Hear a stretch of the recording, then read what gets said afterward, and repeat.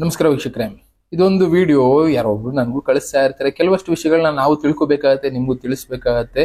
US shuts down Texas after cracked open beneath the surface ಅಂತ ಒಂದು video ಬಂದಿದೆ. ಏನಿದ್ರ ಅರ್ಥ? ಅಮೆರಿಕಾದಲ್ಲಿ ಭೂಮಿ ಬಾಯ್ ಬಿಡ್ತಾ ಇದೆ. ಎಷ್ಟೆಷ್ಟೋ ಭಾಗಗಳಲ್ಲಿ ಜನರನ್ನ ಅಲ್ಲಿಂದ ಖಾಲಿ ಮಾಡಿಸ್ತಾ ಇದ್ದಾರೆ. ಈ ವಿಡಿಯೋದಲ್ಲಿ ಅದನ್ನೇ ತಿಳಿಸ್ತಾ ಇರೋದು. ಕಾಣಿಸ್ತಾ ಇರ್ಬೋದು ಯಾವ ರೀತಿ ಭೂಮಿ ಬಾಯ್ ಬಿಡ್ತಾ ಇದೆ. 2 ಇಂಚಿಂದ 22 ಇಂಚ್ಗಳ ತನಕ ಭೂಮಿ ಬಾಯ್ ಬಿಡ್ತಾ ಇದೆ. ನಾರ್ಮಲ್ ಆಗಿ ನಮ್ಮಲ್ಲಿ ಬೇಸಿಗೆ ಕಾಲ ಬಂದಾಗ ಈ ತರ ಬಾಯ್ ಬಿಡುತ್ತೆ ಬಿಡಪ್ಪ, ಅದರಲ್ಲಿ ಸ್ಪೆಷಲ್ ಅನ್ನೋದಾದ್ರೆ ಅಲ್ಲ. ಇಲ್ಲಿ ಭೂಖಂಡಗಳಲ್ಲಿ ಬದಲಾವಣೆ ಆಗ್ತಾ ಇದೆ. ಲ್ಯಾಂಡ್ ಶಿಫ್ಟ್ ಅನ್ನೋದಾಗ್ತಾ ಇದೆ. ಇದು ಅಲಾರಂ ಅನ್ನೋದನ್ನ ಕ್ರಿಯೇಟ್ ಮಾಡ್ತಾ ಇದೆ. ನಾವು ಭೂಕಂಪಗಳನ್ನ ನೋಡ್ತಾ ಇದೀವಿ, ಎಷ್ಟೆಷ್ಟೋ ಭೂಕಂಪಗಳು ಆಗಿರೋದನ್ನ ನೋಡಿದೀವಿ. ಯಾಕೆ ಆಗ್ತಾ ಇರುತ್ತೆ? ನಾರ್ಮಲ್ ಆಗಿ ಗೊತ್ತು, ಭೂಕಂಪ ಯಾವಾಗ ಆಗುತ್ತೆ, ನಮ್ಮ ಭೂಮಿ ಕೆಳಗಡೆ ಇರುವಂತ ಟೆಕ್ಟಾನಿಕ್ ಪ್ಲೇಟ್ಸ್ ಮೂವ್ಮೆಂಟ್ ಆದಾಗ ಭೂಕಂಪಗಳು ಆಗ್ತಾ ಇರುತ್ತೆ. ಅಂತದ್ದು ಈಗ ಅಮೆರಿಕಾದಲ್ಲಿ ಕಾಡೋದಕ್ಕೆ ಶುರುವಾಗಿದೆ. ಅದರಲ್ಲೂ ಪಶ್ಚಿಮ ಅಮೆರಿಕಾ ಭಾಗ ಏನಿದೆ, ಆ ಭಾಗದ ಸಮುದ್ರದಲ್ಲಿ ಬದಲಾವಣೆಗಳಾಗ್ತಾ ಇದೆ. ಸೈಂಟಿಸ್ಟ್ಗಳು ಅದನ್ನೇ ಸ್ಟಡಿ ಮಾಡ್ತಾ ಇರೋದು. ಇಷ್ಟೆಷ್ಟೋ ಕಡೆ ಭೂಮಿ ನಡ್ಗೋದಕ್ಕೆ ಶುರುವಾಗಿದೆ. ರೀಸೆಂಟ್ ಆಗಿ ಅಲಾಸ್ಕಾದಲ್ಲಾಯ್ತು, ಸಣ್ಣ ಪುಟ್ಟದಾಗಿ ಈ ಯೆಲ್ಲೋಸ್ಟೋನ್ ಅಗ್ನಿ ಪರ್ವತದ ಸುತ್ತ ಒಂದು 2.5 2.6 ರೇಂಜ್ ಅಲ್ಲಿ ಭೂಮಿ ಒಳಗಡೆನೂ ಭೂಕಂಪ ಆಗ್ತಾ ಇದೆ, ಭೂಮಿ ಮೇಲೂ ಭೂಕಂಪ ಆಗ್ತಾ ಇದೆ. ಪ್ಲಸ್ ಎಷ್ಟೋ ಕಡೆ ಸುಮಾರು 10 ಅಡಿ 15 ಅಡಿ ಅಗಲದ ತನಕ ಭೂಮಿ ಬಾಯ್ ಬಿಡ್ತಾ ಇದೆ. ಇದನ್ನ ಸೈಂಟಿಸ್ಟ್ಗಳು ನೋಡಿ ಈಗ ಆ ಜಾಗಗಳಲ್ಲಿರುವಂತ ಜನರನ್ನ ಅಲ್ಲಿಂದ ಖಾಲಿ ಮಾಡಿಸೋದು ಪ್ಲಾನ್ಗಳು ಕೂಡ ನಡೀತಾ ಇದೆ. ಇದು ಇವನ್ ಟೆಕ್ಸಾಸ್ ಅಲ್ಲಿ ಆಗ್ತಾ ಇರುವಂತದ್ದು. ಎಲ್ಲ ಕೂಡ ಲೈಫ್ ನ ಸೆಟ್ಲ್ ಮಾಡ್ಕೊಂಡ್ಬಿಟ್ಟಿದ್ದಾರೆ, ಆ ಜಾಗದಲ್ಲಿ ಬದುಕ್ತಾ ಇದ್ದಾರೆ. ಕ್ಯಾಲಿಫೋರ್ನಿಯಾ ಸುತ್ತಮುತ್ತ ಒಳ್ಳೆ ಮೇಜರ್ ಸಿಟಿಗಳಿದೆ. ಟೆಕ್ಸಾಸ್ ಅಲ್ಲಿ ಇಂಥದ್ದೆಲ್ಲ ನಡೀತಾ ಇದೆ. ಒಟ್ನಲ್ಲಿ ಇದೆಲ್ಲ ಕೂಡ ಏನ್ ಅನುಭವ ಕೊಡ್ತಾ ಇದೆ, ಜನ ಏನ್ ಮಾಡ್ಕೊಂಡಿದ್ರು ಕೊನೆಗೆ ಎಲ್ಲ ಬಿಟ್ಟು ಹೋಗ್ಬೇಕು ಅನ್ನೋ ಪರಿಸ್ಥಿತಿಗೆ ತಂದಿಡ್ತಾ ಇದೆ. ಯಾಕೆ ಈ ತರ ಎಲ್ಲ ಆಗ್ತಾ ಇದೆ ಅಂತ ಸೈಂಟಿಸ್ಟ್ಗಳು ತುಂಬಾ ವರ್ಷಗಳು ಸ್ಟಡಿ ಮಾಡಿದಾಗ ಅವ್ರಿಗೂ ಅರ್ಥ ಆಗ್ತಾ ಇರೋದು, ಭೂಮಿಯಲ್ಲಿ ಮೇಜರ್ ಬದಲಾವಣೆಗಳು ಭೂಮಿ ಒಳಗಡೆ ಆಗ್ತಾ ಇದೆ, ನಮ್ಗೆ ಅದು ಗೊತ್ತಾಗ್ತಾ ಇಲ್ಲ. ಟೆಕ್ಟಾನಿಕ್ ಪ್ಲೇಟ್ಸ್ ಮೂವ್ಮೆಂಟ್ ಅನ್ನೋದು ರೀಸೆಂಟ್ ಆಗಿ ಆಗೋದು ಜಾಸ್ತಿ ಆಗ್ತಾ ಇದೆ. ಮೊದ್ಲು ಆಗ್ತಾ ಇತ್ತು ಇಯರ್ಲಿ 1 ಇಂಚ್ 2 ಇಂಚ್ ಈ ರೇಂಜ್ ಅಲ್ಲಿ ಇರ್ತಾ ಇತ್ತು. ಈಗ ಏನಾಗ್ತಾ ಇದೆ, ಇದ್ದಕ್ಕಿದ್ದಾಗೆ ಅಡಿಗಳ ಗಟ್ಟಲೆ ಕಿಲೋಮೀಟರ್ಗಳ ಗಟ್ಟಲೆ ಆಗ್ತಾ ಇದೆ. ಸಮುದ್ರದ ಒಳಗಡೆ ಬಿರುಕು ಅನ್ನೋದು ಕ್ರಿಯೇಟ್ ಆಗ್ತಾ ಇದೆ. ಆ ಬಿರುಕಿನಿಂದ ಎಷ್ಟೆಷ್ಟೋ ಸಮುದ್ರಗಳು ಕಡಿಮೆ ಆಗ್ತಾ ಇದೆ, ನೀರಿನ ಮಟ್ಟ. ಇನ್ನ ಎಷ್ಟೋ ಕಡೆ ಭೂಮಿಗಳು ಕುಸಿತಾ ಇದೆ. ಯಾಕೆ ಅಂದ್ರೆ ಅಂಡರ್ ಗ್ರೌಂಡ್ ವಾಟರ್ ಅನ್ನೋದನ್ನ ನಾವು ಖಾಲಿ ಮಾಡ್ತಾ ಇದ್ದೀವಿ. ಆ ಜಾಗದಲ್ಲಿ ಇದ್ದಂತ ಭೂಖಂಡಗಳು ಕುಸಿಯೋದಿಕ್ಕೆ ಶುರು ಮಾಡಿದೆ. ಪ್ಲಸ್ ನಾರ್ಮಲ್ ಆಗಿ ಟೆಕ್ಟಾನಿಕ್ ಪ್ಲೇಟ್ಸ್ ಮೂವ್ಮೆಂಟ್ ಆಗೋದ್ರಿಂದ ಈಗ ಆ ಮೂವ್ಮೆಂಟ್ ಗಳಿಂದಾನೇ ಪ್ಲೇಟ್ ಶಿಫ್ಟಿಂಗ್ ಆಗ್ತಾ ಇರೋದ್ರಿಂದಾನೇ ಭೂಮಿ ಬಿರುಕುನ ಬಿಡ್ತಾ ಇದೆ. ಇದೆಲ್ಲ ಕೂಡ ನ್ಯಾಚುರಲ್ ಫೆನಾಮಿನಾನೇ, ಆದ್ರೆ ಈಗ ಫಾಸ್ಟ್ ಆಗಿ ಆಗ್ತಾ ಇದೆ ಅಷ್ಟೇ. ಕಾರಣ ಸೂರ್ಯನ ಬದಲಾವಣೆ ಪ್ಲಸ್ ಭೂಮಿ ಮೇಲೆ ಅದರಿಂದ ಆಗ್ತಾ ಇರುವಂತ ರಿಯಾಕ್ಷನ್. ಈ 2ರಿಂದ ಇವತ್ತು ಭೂಮಿನಲ್ಲಿ ಇಂಥದ್ದೆಲ್ಲ ಕಾಣ್ತಾ ಇದೀವಿ ನಾವು. ಒಟ್ಟಲ್ಲಿ ಇದೆಲ್ಲ ಕೂಡ ಒಂದು ಮುನ್ಸೂಚನೆ ಅಷ್ಟೇ. ಈ ರೀತಿ ಮಾಡ್ತಾ ಇದೆ, ನೀವು ಹುಷಾರಾಗಿರಿ, ನೀವು ಎಚ್ಚೆತ್ಕೊಳ್ಳಿ, ಈ ಜಾಗ ಬಿಟ್ಟು ಬೇರೆ ಕಡೆ ಹೋಗಿ ಬದುಕೋ ಪ್ರಯತ್ನ ಮಾಡಿ ಅಂತ ಪ್ರಕೃತಿ ಎಚ್ಚರಿಸ್ತಾ ಇದೆ.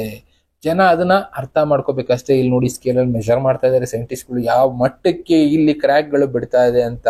ಈ ಕ್ರ್ಯಾಕ್ಗಳಿಗೆ ಕಾರಣ ನಾನು ಮೊದಲೇ ಹೇಳಿದ ಹಾಗೆ ಒಂದು ಭೂಮಿ ಒಳಗಡೆ ಆಗ್ತಾ ಇರೋ ಬದಲಾವಣೆ, ನಾವು ಬಳಸ್ತಾ ಇರೋ ಅಂಡರ್ ಗ್ರೌಂಡ್ ವಾಟರ್, ಇದೆಲ್ಲದಕ್ಕೂ ಕಾರಣ ಆಗ್ತಾ ಇದೆ. ಈವನ್ ರೀಸೆಂಟ್ ಆಗಿ ಎಷ್ಟೋ ವಿಡಿಯೋಗಳಲ್ಲಿ ತಿಳಿಸಿದ್ರು ನಿಮ್ಗೆ, ChatGPT ಬಳಸ್ತಿದೀವಿ. ಅದಕ್ಕೆ ಒಂದು ChatGPTಗೆ ನಾವು ಕ್ವಶನ್ ಕೇಳಿದ್ರೆ ಏನಿಲ್ಲ ಅಂದ್ರೆ ಇಷ್ಟು ನೀರ್ ಅನ್ನೋದು ಬೇಕು ದಿನಕ್ಕೆ. ಒಂದು ಸಿಸ್ಟಮ್ ಅದು ಬಳಸಬೇಕಾದ್ರೆ ಏನಿಲ್ಲ ಅಂದ್ರು ಸುಮಾರು 2 ಕೋಟಿ ಲೀಟರ್ನ ನೀರನ್ನ ಬಳಸ್ತಾ ಇದೀವಿ. ಅದಕ್ಕೋಸ್ಕರ ಏಕೆಂದ್ರೆ ಅದ್ರ ಟೆಂಪರೇಚರ್ ರೈಸ್ ಆಗುತ್ತೆ. ChatGPT ಇಂದ ಆ ಕಂಪ್ಯೂಟರ್ ಟೆಂಪರೇಚರ್ ಎಲ್ಲ ರೈಸ್ ಆಗುತ್ತೆ. ಆ ಟೆಂಪರೇಚರ್ ನ ಕೂಲ್ ಆಗಿ ಇಡಬೇಕು ಅಂದ್ರೆ ಅಂಡರ್ ಗ್ರೌಂಡ್ ವಾಟರ್ ನಾವು ಬಳಸ್ತಾ ಇದೀವಿ. ಇದರಿಂದಾನೇ ಎಷ್ಟೋ ಕಡೆ ನೀರು ಅನ್ನೋದೇ ಇಲ್ಲ ಭೂಮಿ ಒಳಗಡೆ. ನಾರ್ಮಲ್ ಆಗಿ ಇರಬೇಕಾದಂತ ಬ್ಯಾಲೆನ್ಸ್ ಭೂಮಿ ಒಳಗಡೆ ಇತ್ತಲ್ಲ, ಅಂತದ್ದೆಲ್ಲ ಇಂಬ್ಯಾಲೆನ್ಸ್ಗೆ ನಾವೇ ಕಾರಣ ಆಗಿದೀವಿ. ಇದೆಲ್ಲದರಿಂದಾನೇ ಇವತ್ತು ಆ ಪ್ಲೇಟ್ಸ್ ಮೂವ್ಮೆಂಟ್ಗಳು ಫಾಸ್ಟ್ ಆಗಿ ಆಗ್ತಾ ಇದೆ. ಇನ್ನ ಭೂಮಿ ತಣ್ಣಗಿಡ್ತಾ ಇತ್ತು ನೀರು, ಆ ಭೂಮಿ ಒಳಗಡೆ ಇರೋ ಲಾವ ಆಚೆ ಬರ್ದೇ ಇರೋದಂಗೆ ತಡಿತಾ ಇತ್ತು. ಲಾವ ನೀರು ಟಚ್ ಆಗ್ತಾ ಇದ್ದಂಗೆ ಲಾವ ಗಟ್ಟಿ ಆಗ್ಬಿಟ್ಟು ಒಂದು ಪದರ ಕ್ರಿಯೇಟ್ ಆಗೋದು, ಭೂಮಿನ ರಕ್ಷಿಸ್ತಾ ಇತ್ತು. ಈಗ ಅಂಡರ್ ಗ್ರೌಂಡ್ ವಾಟರೇ ಇಲ್ಲದೆ ಇರೋದ್ರಿಂದ ಎಷ್ಟೋ ಕಡೆ ಏನಾಗ್ತಾ ಇದೆ, ಲಾವ ಆಚೆ ಬರೋದಕ್ಕೆ ಶುರು ಆಗ್ತಾ ಇದೆ.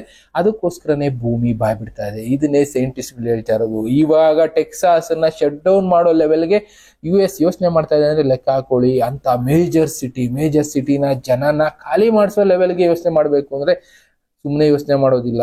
ಬಟ್ ಎಲ್ಲರೂ ಖಾಲಿ ಮಾಡೋದಿಲ್ಲ. ಗೌರ್ಮೆಂಟ್ ಅವ್ರು ಹೇಳ್ತಾರೆ ಬಿಡಪ್ಪ, ನ್ಯೂಸ್ ಬರ್ತಾ ಇರುತ್ತೆ ಹೋಗುತ್ತೆ ಅಂತ ಸುಮ್ಮನೆ ಹೋಗ್ಬಿಡ್ತೀವಿ. ಬಟ್ ಅಲ್ಲಿ ಎಚ್ಚರಿಕೆ ಒಂದೊಂದ್ಸಲ ನಡೆಯುತ್ತೆ, ಒಂದೊಂದ್ಸಲ ನಡೀದೇನೂ ಇರಬಹುದು. ಎಕ್ಸಾಂಪಲ್, ಈಗ ಜಪಾನಲ್ಲಿ ರೀಸೆಂಟ್ ಆಗಿ ಒಂದು ನಡೀತು.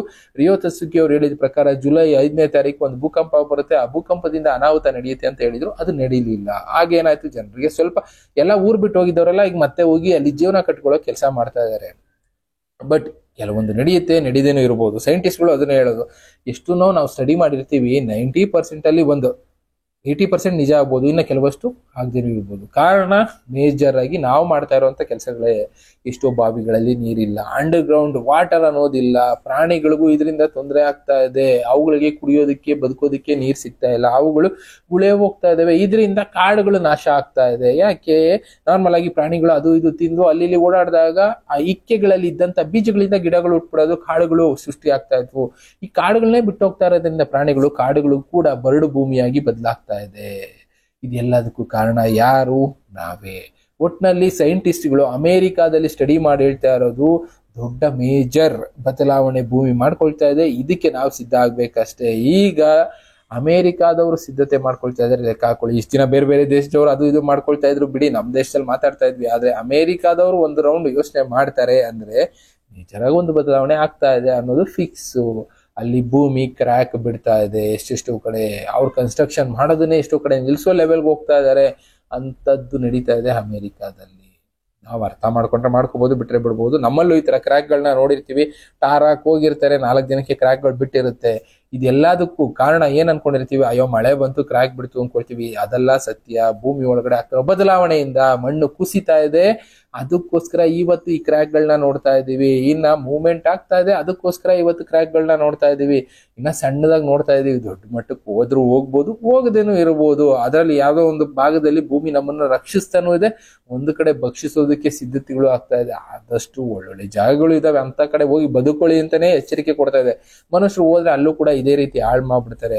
ಇದಕ್ಕೆ ಸದ್ಯಕ್ಕೆ ಗೌರ್ಮೆಂಟ್ ಕೆಲವಷ್ಟು ರೂಲ್ಸ್ಗಳನ್ನ ಮಾಡ್ತಾ ಇದೆ, ಆದ್ರೂ ಕೂಡ ನಮ್ಮ ಜನ ಫಾಲೋ ಮಾಡೋದಿಲ್ಲ ಅನ್ನೋದು ಎಲ್ಲರಿಗೂ ಗೊತ್ತಿರೋದೆ. ಸೈಂಟಿಸ್ಟ್ಗಳು ಇದನ್ನೇ ಹೇಳ್ತಾ ಇರೋದು, ಪ್ರಕೃತಿನ ನಾವು ಉಳಿಸಿದ್ರೆ ಆ ಪ್ರಕೃತಿ ನಮ್ಮನ್ನ ಉಳಿಸೋ ಕೆಲಸ ಮಾಡುತ್ತೆ. ನಾವು ಪ್ರಕೃತಿನ ಇವತ್ತು ಭಕ್ಷಿಸಿದ್ದೀವಿ, ಅದಕ್ಕೆ ಪ್ರಕೃತಿ ನಮಗೆ ತಿರುಗಿ ಈಗ ಏಟ್ ಕೊಡೋದಕ್ಕೆ ಸಿದ್ಧತೆಗಳನ್ನ ಮಾಡ್ಕೊಳ್ತಾ ಇದೆ. ಏಟ್ ತಿನ್ಬೇಕಷ್ಟೇ, ಆಪ್ಷನ್ ಇಲ್ಲ.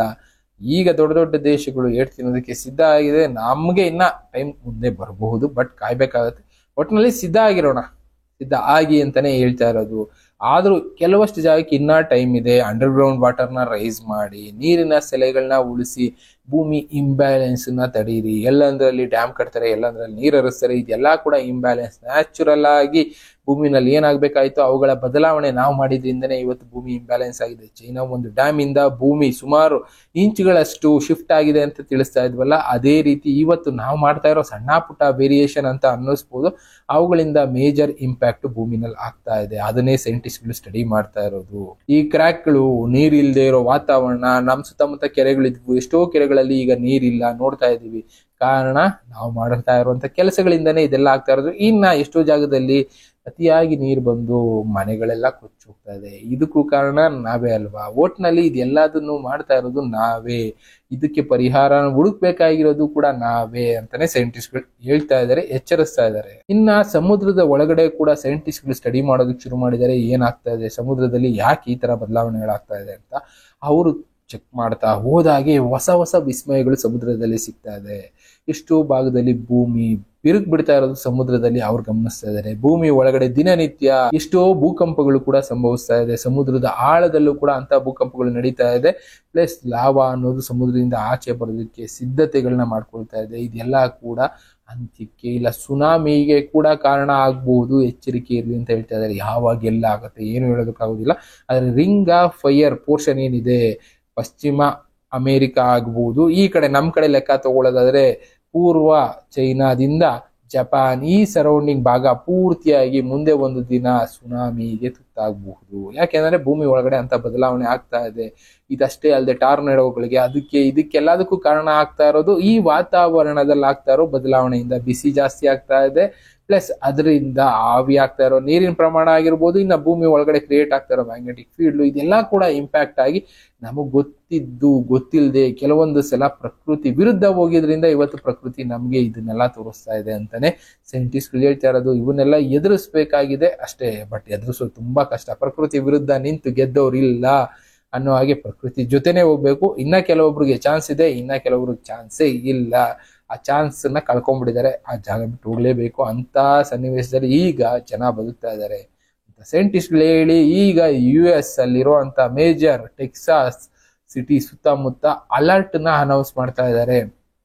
ಈ ತರ ಆಗಬಹುದು, ಸಿದ್ಧತೆಗಳ ಮಾಡ್ಕೊಂಡಿರಿ ಅಂತ ಅಲ್ಲಿರುವಂತ ಮೆಟ್ರೋಲಾಜಿಕಲ್ ಡಿಪಾರ್ಟ್ಮೆಂಟ್ಗಳವರು ಭೂಮಿ ಸಾಂದ್ರತೆ ಕೂಡ ಚೆಕ್ ಮಾಡ್ತಾ ಇದ್ದಾರೆ. ಭೂಮಿ ಒಳಗಡೆ ಏನಿದೆ, ಯಾವ ಮಟ್ಟಕ್ಕೆ ಅಲ್ಲಿ ಗ್ಯಾಪ್ ಅನ್ನೋದು ಕ್ರಿಯೇಟ್ ಆಗಿದೆ. ಮೊದಲು ನೀರು ಹರಿತಾ ಇದ್ದ ಜಾಗದಲ್ಲೆಲ್ಲ ಈಗ ಕಂದಕಗಳು ಕ್ರಿಯೇಟ್ ಆಗಿದ್ದಾವೆ, ನೀರು ಅನ್ನೋದಿಲ್ಲ. ನೀರು ಕೂಡ ಒಂದು ಟೈಮಲ್ಲಿ ಸಪೋರ್ಟಿವ್ ಆಗಿತ್ತು ಭೂಮಿಗೆ, ಆ ಸಪೋರ್ಟ್ ಅನ್ನ ನಾವು ಖಾಲಿ ಮಾಡಿದೀವಿ. ಇದರಿಂದ ಕೂಡ ಏನೇನು ಅನಾಹುತ ಆಗಬಹುದು ಅಂತಾನೆ ಸೈಂಟಿಸ್ಟ್ಗಳು ಯೋಚನೆ ಮಾಡ್ತಾ ಇದ್ದಾರೆ.